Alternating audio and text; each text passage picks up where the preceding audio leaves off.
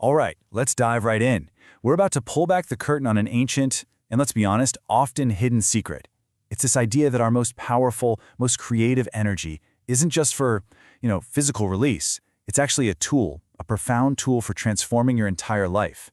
This is a journey into the alchemy of your own life force. So let me just start by asking you this. What if the key to transforming your life, your health, your focus, your very presence, lies in an energy that most of us we waste it every single day without a second thought? This isn't just some philosophical question. It's the core idea of a very real, very practical science we're going to explore today. To really get this, the first thing we have to do is completely reframe how we think about this energy. We need to step away from the common, modern view, which kind of reduces it to just a biological itch that needs scratching, and start seeing it through a much, much older and, frankly, much more powerful lens. I mean, just look at the difference here. It is night and day, right?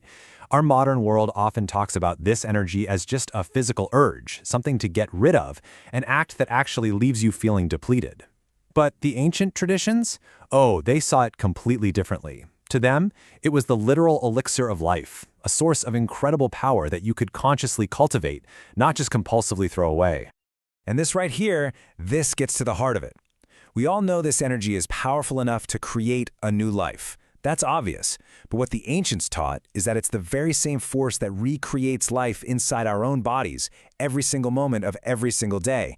Think about it. It's the raw fuel that builds our organs, that renews our brain, and that keeps every single cell humming with vitality.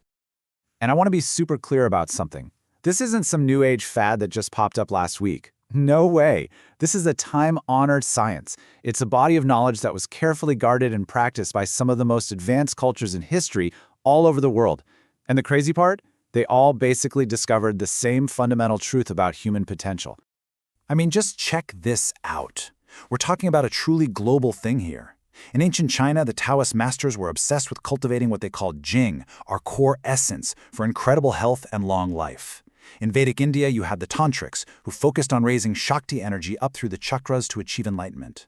Even the medieval alchemists and the priests in the Egyptian mystery schools, they were all working with these same principles. They all knew that conserving this vital essence was the master key to spiritual power. And if you want to boil it all down, this ancient Tower saying just nails it. He who masters his seed, masters his destiny. That is a powerful statement.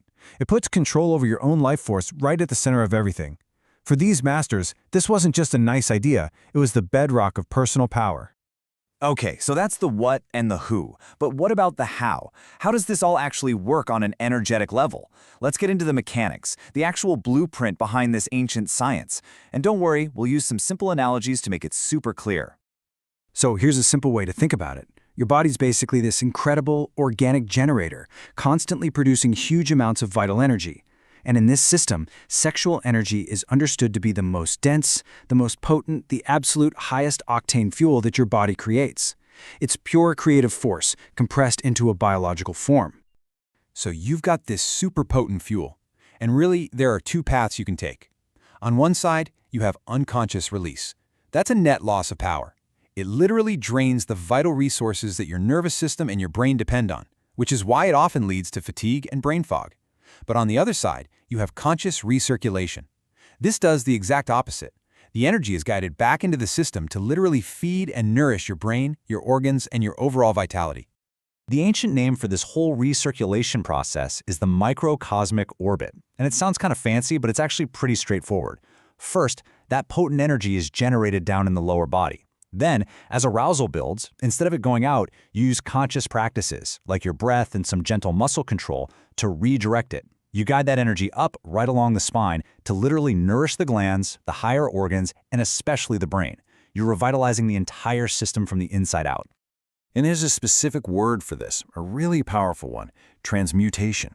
It's the heart of this entire internal alchemy. It literally means taking a raw, potent substance, in this case, sexual energy, and consciously refining it into something of a much higher order, pure vitality, laser-focused creativity, and what the ancients just called spiritual force. It's turning the lead of raw instinct into the gold of higher consciousness. Okay, so we've got the theory down. We know what it is and why it's so powerful. Now let's get into the practical side of things, the real art of it, the philosophy and the mindset you need to actually begin this process of cultivation.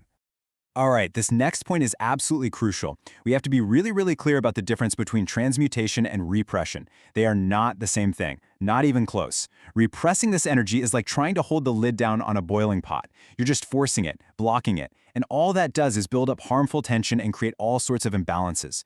Transmutation, on the other hand, is like opening a special valve on that same pot that uses the steam to power a turbine. It's about guiding, refining, and creating flow. It leads to energetic sovereignty, not tension. So you might be thinking, okay, this sounds amazing, but how do I actually start? Well, the ancient practices give us some really simple keys to begin. First, conscious breathing. Your breath is the vehicle of your life force, your prana. Second, gentle muscle contractions, which act like a pump to help guide the energy upward. Third, an elevated intention. Energy follows thought, so you have to give it a higher purpose, like directing it towards your health or a creative project. And fourth, and this is a big one, deep body awareness. You have to learn to listen to your body to find the balance that's right for you. And that brings us to maybe the most important mindset shift of all. The goal here is not about following some rigid, dogmatic set of rules or forcing yourself into abstinence. That's not it. The real goal is to move from compulsion to consciousness. It's about becoming a deeply aware, refined steward of your own incredible life force. So let's talk about the payoff. What's the end game here? What really happens when you stop leaking your power and start mastering your inner world? Because this is where the practice moves beyond just a technique and becomes a total game changer for your life. What the ancients figured out was something really profound. This one single source of energy, when you learn to cultivate it, doesn't just improve one little part of your life. No, it's the one foundational current that, when you manage it well, elevates every single aspect of your being. And we're not talking about some vague, abstract feeling. The benefits are real. They're tangible. People who practice this report a huge increase in physical vitality, just raw energy. They experience much sharper mental clarity because their brain is literally getting a higher quality of fuel. And this is a fascinating one. They develop a stronger personal magnetism, a kind of natural charisma or presence that just comes from having a concentrated, coherent energy field. You know, the path of the alchemist can be summed up in a beautiful, timeless Taoist saying. And it all begins with this first simple step. Conserve your essence. Learn not to waste this precious resource. The second step is the art of transmutation we've been talking about. You take that conserved essence and you actively refine it.